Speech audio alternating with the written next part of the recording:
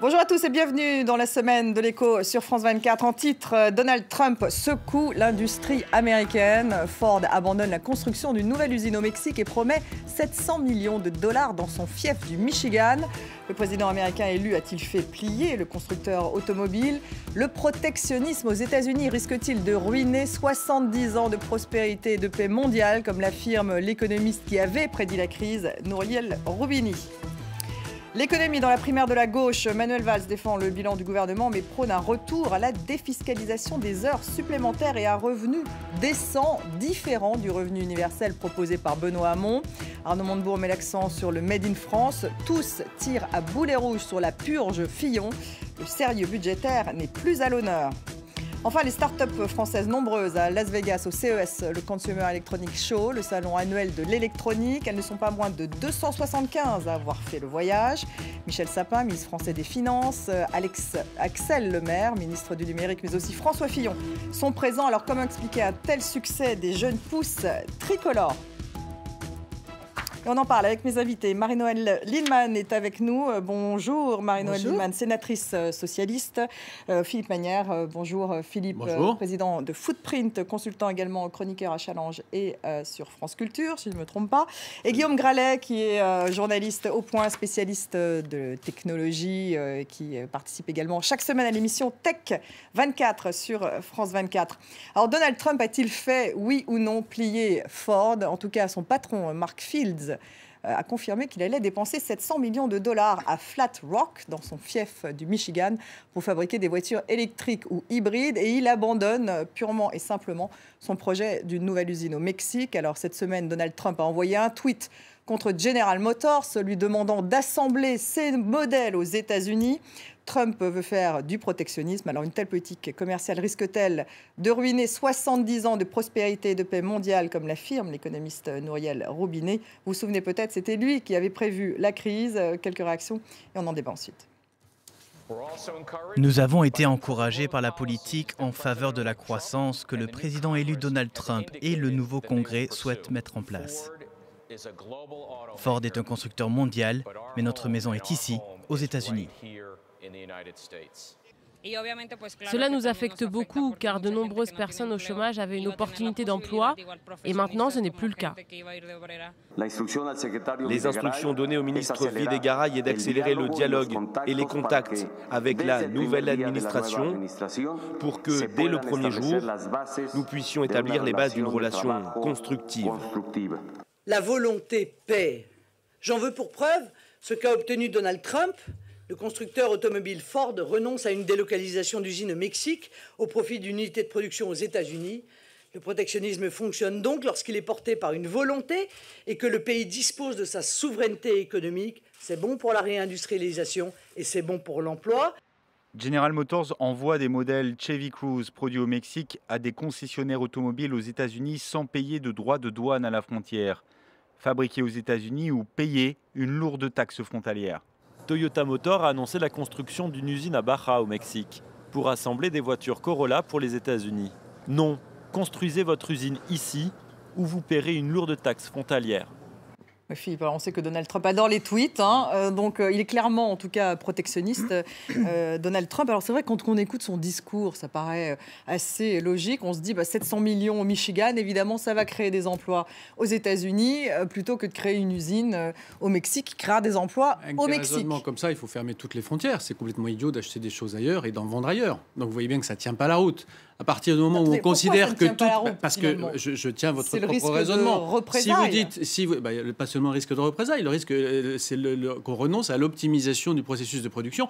D'ailleurs, une usine Ford qui va être faite aux États-Unis plutôt qu'au Mexique, c'est pas grand-chose par rapport à l'immensité du nombre des usines Ford. Et certainement, si on raisonne en tendance, c'est encore plus vrai. C'est-à-dire que celle-ci ne va pas être installée au Mexique. Probablement que l'an prochain, ils en mettront 2 au Mexique au lieu d'une.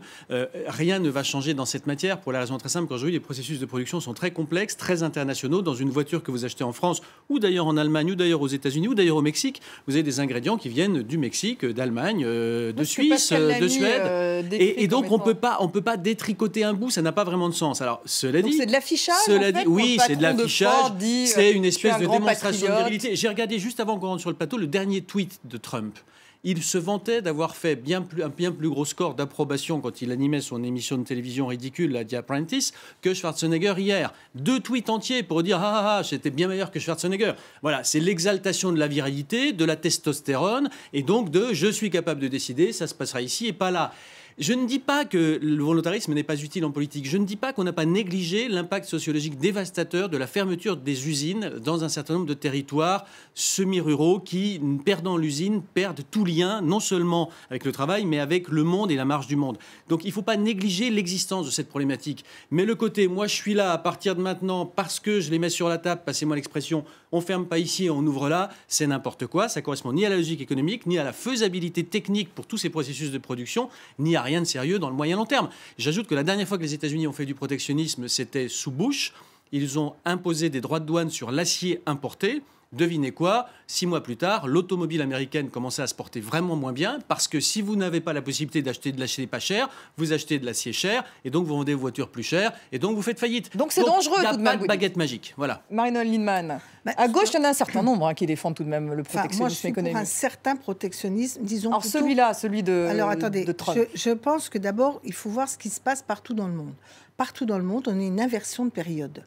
Le libre-échange généralisé, avec quand même, il faut bien le dire, pas de règles sociales, pas de règles fiscales, a montré ses limites et en plus son danger pour les classes moyennes. Car pourquoi Trump a été élu? Parce que globalement, le pouvoir d'achat des Américains moyens et bas s'est affaibli dans cette période-là. D'accord, ça c'est donc, on a partout ce mécanisme, Brexit, ailleurs, etc. Alors, est-ce qu'il faut y répondre par ce type de protectionnisme? Je pense qu'il faut réorganiser autrement la part de ce qui est produit sur les territoires et la manière dont on échange. Évidemment, on ne peut pas faire tout protectionniste et en même temps, il y a besoin de réindustrialiser. Trump, pour être clair. Et bien là, moi, je suis pour Ford, je suis d'accord. Je considère qu'il a raison. Parce que Marine Le Pen dit cela aussi. Voilà, et moi, je considère que faire que l'entreprise soit aux États-Unis, alors qu'il y a une désindustrialisation, qu'il y a des endroits entiers des États-Unis qui sont dans une pauvreté qui s'est affaiblie considérablement, c'est normal. Pour vous, c'est pas de l'affichage, il va aller plus loin. Et les emplois au Mexique, les Mexicains. Mais d'accord, mais je m'excuse, il est président des États-Unis, on ne va pas lui reprocher de s'occuper des habitants. Non, je suis d'accord, mais vous ne l'êtes pas et moi non plus, donc on peut essayer de faire le solde honnête. Moi, je suis française et je dis qu'il faut réimplanter un certain nombre d'entreprises. Ça fera aussi plus de migrants mexicains à la frontière. Oui, ça pas forcément, parce qu'ils ont de la démographie, les Américains. Et nous aussi. Donc, de ce point de vue, je vais vous donner un exemple. Donc quand vous prenez l'Allemagne, dont on dit toujours le grand bien de l'Allemagne, quand Siemens prend un marché en Inde de trains, comparé à Alstom en France, il en fait 80% en Inde, mais quand même toujours 20% en Allemagne.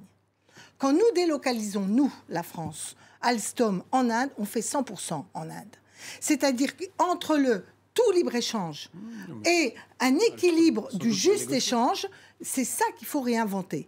Et donc vous dites Alstom a mal négocié quand même. Donc, sans doute qu'Alstom a mal négocié. Je donne cet exemple pour dire qu'il faut du volontarisme pour pouvoir maintenir de la production industrielle dans les pays développés que nous sommes et que nous avons sombré dans l'abandon d'un certain nombre de protections. Prenons l'acier. Attention aux représailles mondiale. D'accord, des représailles, mais de toute façon, après, il faut négocier l'équilibre. Prenez l'acier, il y a une surcapacité mondiale. Mais on importe en Europe. Est-ce légitime d'avoir laissé fermer toute une série d'entreprises en Europe, alors qu'on va faire, en plus de l'effet de serre, pour ramener de l'acier en Europe? Donc, je ne dis pas qu'il faut être autosuffisant à 100% sur tous les aciers. Je dis qu'il y a eu des déséquilibres et qu'il faut. Non, oui, c'est quand même. Justement. Est-ce qu'il faut fermer les frontières pour autant? Il y a quelque temps. J'ai pas dit tout fermer. J'ai dit équilibrer les échanges et les réorganiser et non pas le libre échange général. Guillaume Grelle, alors vous venez du CES de Las Vegas. Que dit la Silicon Valley justement de ce protectionnisme? Peter Thiel, on sait, le fondateur de PayPal, était l'un des conseillers de Donald Trump pendant la campagne. C'était le seul en fait. Ouais, alors petit à petit, il se rallie à Trump. C'est assez marrant parce qu'on a vu Travis Kalanick, le patron d'Uber. Il y a aussi Elon Musk de Elon Tesla, Musk, donc qui devient un proche de Trump. C'est assez surprenant. Alors, c'est un peu la PayPal mafia, c'est-à-dire que Thiel et Musk, ils se connaissaient, ils étaient à l'origine de PayPal, mais c'est vrai que c'est très surprenant et c'est vraiment à l'opposé en fait de ce que voulait la Silicon Valley. Il y a encore peu de temps, Sheryl Sandberg, la numéro 2 de Facebook, appelait à assouplir les règles d'immigration pour attirer davantage de talents. Sur la production, je trouve que c'est pas une bonne idée le protectionnisme parce que c'est du court terme, c'est de l'affichage, etc. Par contre, valoriser la production, je trouve ça intéressant quand on voit ce qui s'est passé en Corée entre LG et Samsung qui ont dit il faut garder la production sur place parce que c'est là où on va pouvoir ajouter de l'innovation. Je trouve que c'est beaucoup plus pertinent que ce qu'on a fait en France en laissant partir. Mais regardez les concurrents de Samsung et LG par exemple que peut être un Apple. Apple fait tout produire à l'étranger.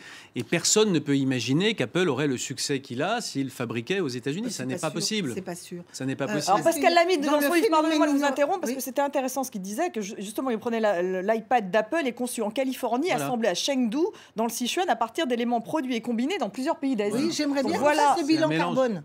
Non, mais attendez, très bien. Mais enfin, c'est tout de même effectivement un produit qui est produit dans 5 ou 6 pays différents. En l'état actuel des choses. Mais on peut aussi repenser autrement. Je vous donne un exemple. À partir du moment où on a les 3D, on a la 3D. Les chaussures Adidas, qui sont faites, Adidas ou d'autres, qui sont faites aujourd'hui dans les pays à bas coût. Quand vous allez avoir l'imprimante 3D, qui va permettre sur des territoires un peu larges d'adapter l'offre à l'individualisation du produit, changer ça truc et penser à des circuits d'innovation nouveaux en introduisant d'autres mécanismes dans la chaussure que simplement. Surtout détruire l'emploi. Ça va détruire de l'emploi en Chine et en importer zéro en Occident. Mais vous avez raison, ça va changer le processus de production. Ça va de toute façon changer. Moi, ce qui me préoccupe, ça risque de détruire plus d'emplois, effectivement. Attendez, je ne parle pas d'emploi là, je parle de richesse produite par la production. Parce que l'emploi, il dépend aussi de la redistribution de cette richesse au service de besoins d'intérêt général ou d'autres produits dont nous avons besoin. Donc je dis que de toute façon, la question de la réindustrialisation et du rapprochement de la production d'un certain nombre de consommateurs est essentielle. Bon, en tout cas sur le CES, on va y revenir dans la deuxième partie de l'émission. On va revenir également sur la primaire en France, parce que là aussi, on y a parlé d'économie. À tout de suite.